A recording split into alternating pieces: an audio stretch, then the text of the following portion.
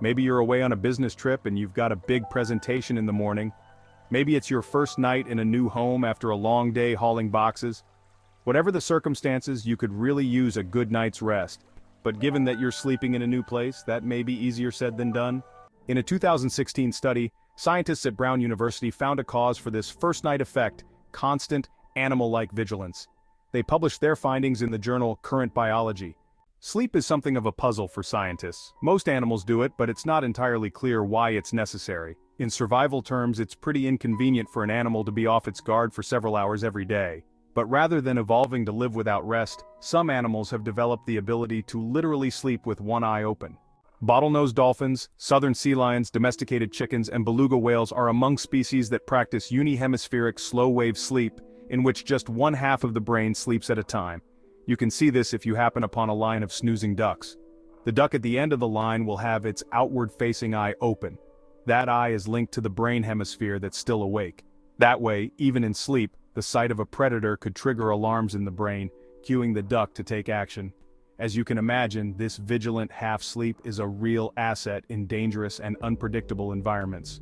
Unfortunately, your brain might count hotel rooms and new apartments as dangerous. That's right, scientists have found USWS in people, or rather, they've found what amounts to USWS light. Sleep researchers are well aware of the first-night effect, and frequently throw out the results from a sleep study subject's first night in the lab. Rather than working around the first-night effect, a team of researchers decided to identify its cause. They recruited 35 healthy volunteers and brought them into a sleep lab for 2 nights of sleep with a 1-week break in between. The volunteers were hooked up to machines that measured their heart rates, blood oxygen levels, breathing, and eye and leg movements, as well as activity in both sides of the brain. The scientists focused on slow-wave activity, a type of brain behavior that can indicate how deeply someone is sleeping. They looked at slow-wave activity in 4 different brain pathways in both sleep sessions, tracking how sleep depth was affected by disturbances in the room. They weren't looking for differences between the brain hemispheres, but they found them. On the first night of sleep, subjects consistently showed more wakefulness in the left half of their brains. The left hemisphere was also more sensitive to strange and thus potentially threatening sounds.